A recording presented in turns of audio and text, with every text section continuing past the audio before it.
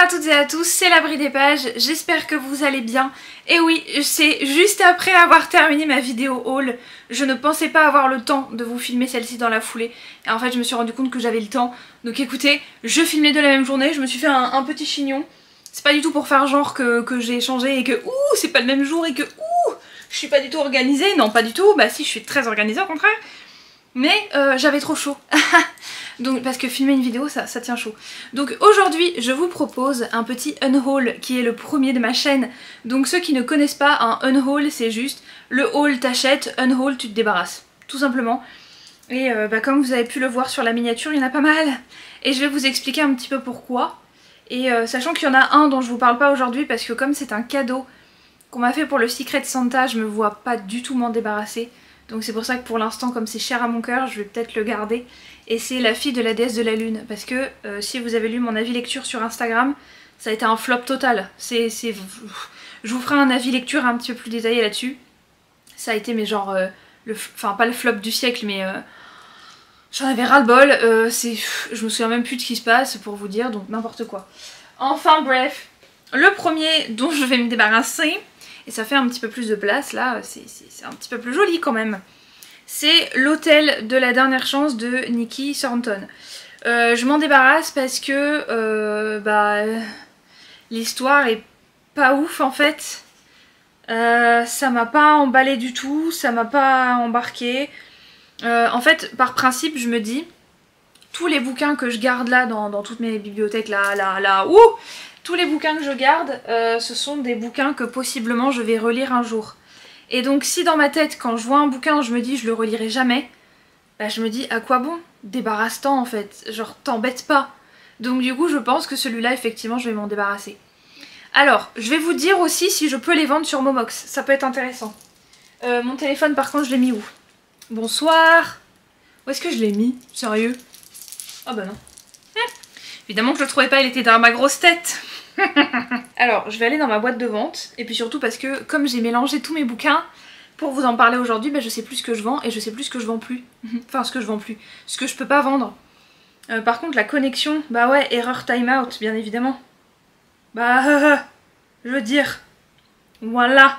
Alors, est-ce que celui-là, je peux le vendre? Ouais, je peux le vendre à 15 centimes. On est content. Donc si vous voulez le résumer, si ça vous intéresse, pour l'instant je ne les ai pas encore envoyés. Donc par contre, une fois que sera sortie cette vidéo, si dans la semaine j'ai pas de nouvelles, je les envoie, ok? On va faire ça, on va se dire ça, ok? Je sais plus exactement quand cette vidéo sort précisément, mais par contre, une fois qu'une semaine sera passée, bah je me dis bon bah je les vends sur Momox et puis basta quoi. Alors, L'Hôtel de la dernière chance, tome 1. L'Hôtel de la dernière chance est un endroit très particulier. Le jardin y est probablement enchanté, les murs parlent... Ah bon, je me souviens plus. Et le garçon de cuisine, cède ses pilles à empoisonner par mégarde le sorcier le plus important du pays. Mais si le jeune garçon est le suspect numéro 1, le bâtiment grouille de magiciens au pouvoir tous plus loufoques les uns que les autres, et chacun avec une excellente raison d'avoir fait le coup. Je vous ai même peut-être fait une vidéo là-dessus. Pour prouver son innocence, Seth, seulement aidé de Belladone, son chat noir, devra éveiller le brin de magie qui sommeille en lui et démasquer le véritable coupable avant qu'il ne soit trop tard. Au fur et à mesure que je le relis, je me dis mais Coco, je m'en souviens plus en fait. C'est genre... c'est un délire le truc, c'est un délire. Je m'en souviens plus. Et il m'a coûté 7 € en neuf. Voilà, voilà. Ensuite, le suivant. Est-ce que je peux le vendre celui-là? Ouais, 1,20 €. Attention, hein. Incroyable. Bleu Espoir, je vous en ai fait une vidéo, donc je vous en dis pas plus. Le résumé, on va pas se tordre le bras. Le résumé c'est ça. Autofocus, bonsoir, voilà c'est bon. Voilà, donc il n'y a pas beaucoup de résumé. Et en fait, je l'ai trouvé gênant d'un bout à l'autre, donc je m'en débarrasse. 1,20 €, si vous le voulez, n'hésitez pas, sachant que je le vendrai pas plus cher je pense. Donc n'hésitez pas. Celui-là je pense que... non, je peux pas le vendre celui-là. La saga Waterfire Deep Blue. Oulala. C'est le tome 1. Voilà, aux éditions Le Livre de Poche Jeunesse de Jennifer, je vais y arriver, de Jennifer Donnelly. Et le résumé avait l'air sympa, ça fait des années qu'il est dans ma palle. J'ai essayé de le lire, je comprends rien, parce qu'il y a un glossaire de 6 ou 7 pages à la fin, c'est impossible. J'ai lu une dizaine de pages, j'en pouvais plus, je comprenais rien, j'étais pas dans l'histoire. C'est un monde de sirènes et en fait la suite ne se fait plus, je crois qu'il y a 4 tomes et moi je pensais qu'il n'y en avait que 3. Et en fait le 4e tome il a été édité mais genre arrêté d'éditer très vite après la sortie tellement ça a fait un flop. Et le tome 4 il coûte assez cher en fait. Il y en a qui le vendent à 100 € quoi par exemple. Moi je l'achèterais jamais à ce prix là. Moi je l'aurais trouvé peut-être en e-book si la saga m'avait vraiment plu. Là j'ai rien compris. Donc si vous voulez, au début elle dit oh ma conque disserte. Genre c'est une dissertation de sirène en fait. Une conque disserte. Ouais bah c'est un livre jeunesse mais à l'ancienne quoi. Où c'est un petit peu comme la quête des Willan. Je sais qu'il y en a parmi vous qui ont adoré la quête des Willan. Moi j'avoue que ça m'est passé au-dessus de ouf. En même temps, est-ce que c'est l'âge qui fait ça? Je sais pas. Est-ce que c'est l'âge? Je comprends plus, moi c'est jeune. Lorsque Séraphina, princesse de Miromara, s'éveille au matin de ses fiançailles, non je rigole, ça rime pas.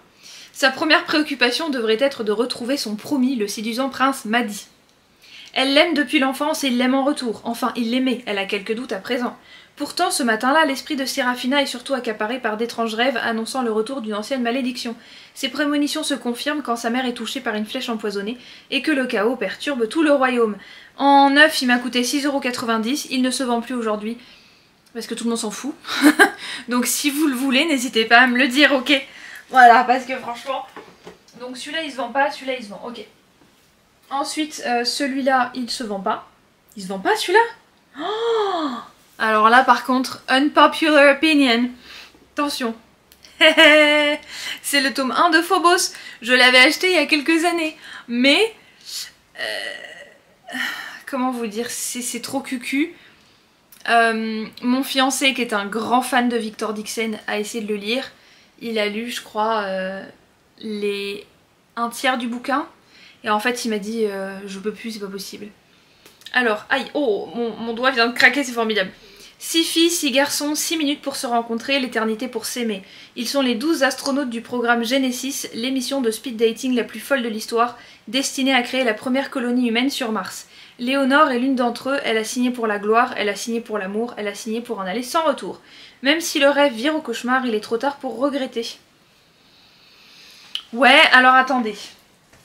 Moi je vais vous expliquer pourquoi ça colle pas. Parce que l'histoire en soi... Mais le problème, et ça mon chéri me l'a dit, c'est que les chapitres, ça commence en plein milieu comme ça. D'un coup. C'est un petit peu abrupt, je trouve. Alors peut-être que c'est fait exprès parce que c'est un truc de science-fiction. Mais du coup, et il a dit que c'était pas du tout la même écriture que dans Vampiria. Alors les Victor Dixon, j'en ai jamais lu aucun. Je suis pas dans le mood pour les vampires et du coup bah j'en ai pas encore lu, voilà tout simplement. Donc celui-là je pense m'en débarrasser, ouais. Unhaul, c'est pour ça qu'on est là aujourd'hui, coucou. Et donc bah si vous le voulez n'hésitez pas non plus, voilà. Alors celui-là je peux pas, ensuite Ma raison de vivre, alors celui-là je peux pas le vendre. Ma raison de vivre de Rebecca Donovan aux éditions PKJ. Et l'autre c'était, bah il y a que des PKJ quasiment. Il y a que des PKJ et attends parce que celui-là... Non, livre de poche, ouais. Ma raison de vivre, et en fait je l'avais acheté il y a plusieurs années, bah, comme d'hab, hein. De toute façon tous les livres dont je me débarrasse, je finis par m'en débarrasser parce que bah, j'ai jamais été dans le mood depuis 10 ans pour les lire quoi, genre sans déconner. Après il y en a que je voulais mettre dans ce unhaul, je me souviens m'en être débarrassée, mais ils sont peut-être encore dans un carton, enfin dans un carton. En gros, je donne aussi chez Emmaüs un maximum, les vêtements, des chaussures que je mets plus, etc. Qui sont trop petites par exemple, je les donne chez Emmaüs. Et du coup, en général, à la maison, on a un endroit dans le salon où on met un sac avec plein de trucs dedans. Et je crois qu'il y a certains bouquins qui se sont retrouvés complètement perdus. Donc c'est pas grave, vous savez quoi, il y en a déjà pas mal à présenter aujourd'hui. Emma a tout fait pour empêcher Evan d'entrer dans sa vie. Non pas parce qu'il la laisse indifférente, bien au contraire, mais parce que personne ne doit savoir. Savoir qui elle est vraiment, quelle est son histoire et surtout ce qui l'attend tous les soirs quand elle rentre chez elle. Et en fait, c'est une histoire de violence, pas conjugale, n'importe quoi, bah violence parentale quoi, donc les parents qui la frappent, enfin les parents, je crois qu'elle est élevée par son oncle et sa tante, et ils la tapent et tout, et moi les violences comme ça je peux pas, malgré ce qu'on peut vivre les uns les autres, moi la violence dans la famille, la violence tout court c'est quelque chose que je peux pas du tout, c'est un énorme trigger, et à l'époque je pensais être capable de le lire, et en fait il se trouve que je n'ai jamais été capable de le lire, je n'ai jamais pu l'ouvrir en fait. Donc je pense que c'est vraiment trop difficile à lire.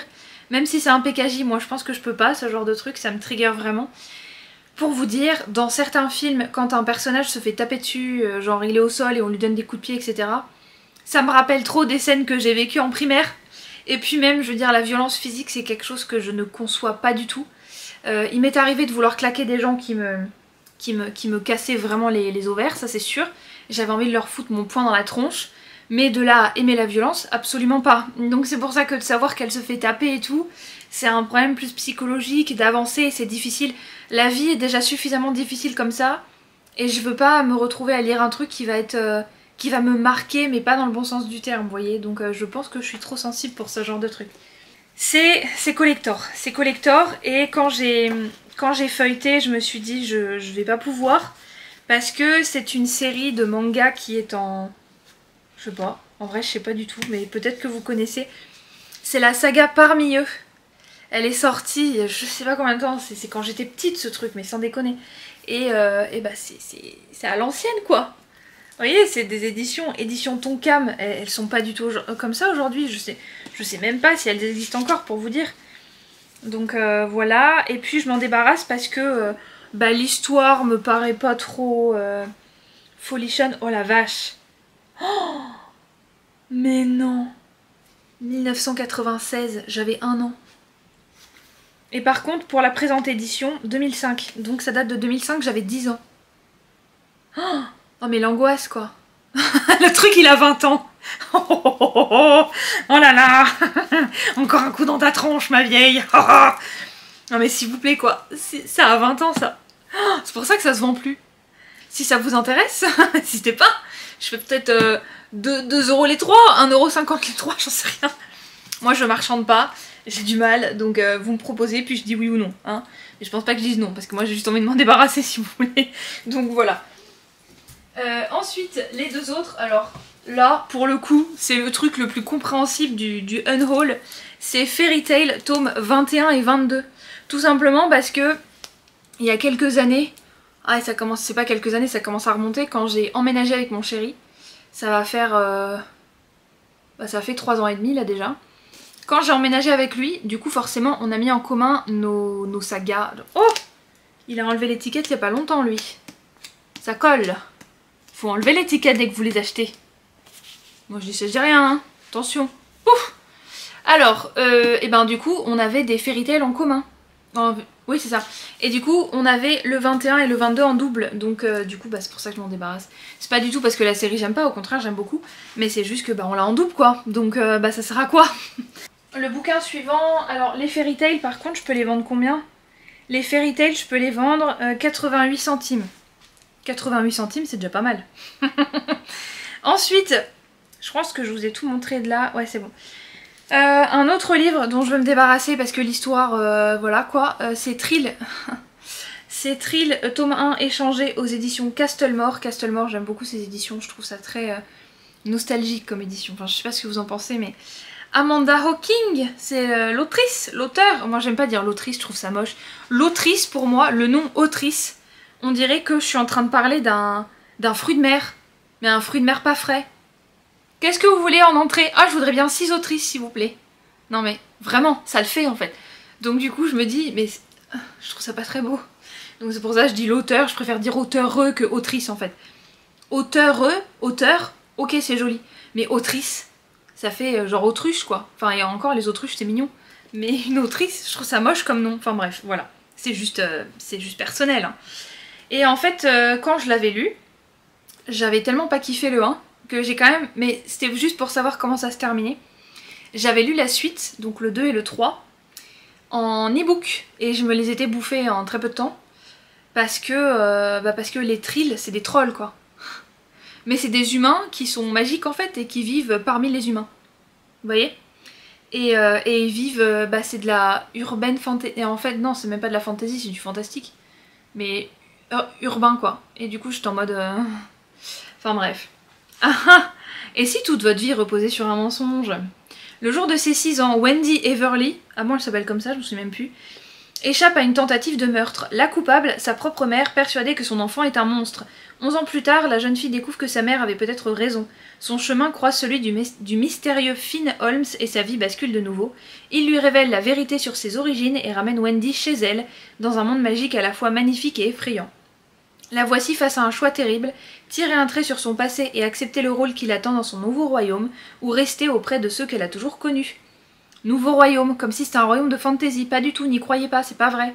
C'est juste un truc de urban fantasy en fait. Entre le journal d'une princesse et Twilight. Et Twilight c'est plus intéressant quand même. La vache. Une série qui démarre sur les chapeaux de roue. Ah ouais, preuve je m'en souviens plus. Et c'est 7,50€ et du coup moi je peux le revendre 15 centimes. Personne n'en veut, je comprends. Non mais voilà, je veux dire à un moment donné. Et celui-là, alors celui-là, c'est celui dont j'ai le plus honte de me débarrasser. Mais vraiment. Parce que, alors attendez, je peux le revendre 6,84€. Ça par contre, je vous le laisse pas parce que, à moins que vous me proposiez 7€ qui me permettrait de gagner 20 centimes, enfin 16 précisément. 16 ? Ouais, ça doit être ça. Et ben, voilà, je ne sais plus ce que je disais. Mais bref, je pense pas le vendre celui-là parce que sur internet, il est quand même à un bon prix. Et en fait, c'est Le Grand Arbre au centre du monde de Makiko Futaki. Et je l'avais eu pour Noël de l'année dernière, donc 2022. Et en fait on m'avait dit ouais c'est les studios Ghibli, machin c'est trop bien, les dessins sont magnifiques, enfin genre studio Ghibli quoi, ça fait penser à Shiita dans le truc en bulle, non le truc du ciel là, le château dans le ciel, le truc du ciel, le truc du ciel avec les robots là. Non mais c'est pareil, le château dans le ciel c'est pas du tout mon préféré, mais les dessins sont trop beaux. Les dessins sont magnifiques. Mais, parce que forcément si je veux le vendre c'est qu'il y a un mais, l'histoire est archi glauque en fait. Mais c'est un truc de cauchemar, mais sans déconner, c'est... Il y a des choses je comprends pas bien. C'est un peu... Alors attendez, je vais essayer de vous montrer un des trucs un petit peu glauques notamment. Ça c'est pas le plus glauque mais ça fait partie des trucs glauques qui se passent. Et en fait vous comprenez pas... Vous comprenez rien. Enfin moi j'ai rien compris. Et du coup je suis en mode ok. Et en fait... Ah ouais il y a ça aussi qui est trop glauque là. Il y a des rats partout là. Et en fait l'histoire elle est trop chelou. Et je me sentais mal à l'aise en le lisant. Et du coup je me suis dit mais quelle horreur. Oh mais non. Donc du coup voilà. Je veux m'en débarrasser. Donc c'est pour ça qu'il est dans ce unhaul parce que je m'en ai le coller correctement, voilà. C'est pour ça qu'il est dans ce unhaul parce que j'ai été mal à l'aise pendant toute la lecture et je me suis dit ouais bah non. Nope, sorry, I don't want to. Ah au fait, pour parmi eux, je vous ai pas expliqué de quoi ça parle mais comme on s'en fiche, c'est pas grave. Bref, du coup voilà, je pense que j'ai fait... Ah vous voulez peut-être le résumer, attendez. Vous voulez peut-être le résumer.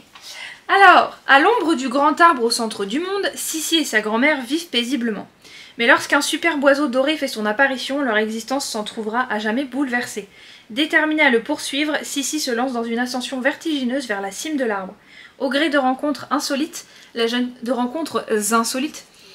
fille devra faire face à une vérité à laquelle elle n'était pas préparée pour enfin comprendre son destin. Ouais, bah non, du coup. Voilà, ça l'a pas fait. Voilà, donc c'était tout pour ce unhaul. J'espère que cette vidéo vous aura plu. C'est la première fois que je fais ça. Mais en même temps, j'adore parce que moi j'adore critiquer, j'adore bitcher. Je peux dire clairement pourquoi je veux me débarrasser de livres que je n'ai pas aimés. Je ne fais que critiquer et dire des trucs négatifs. Oh j'adore quoi.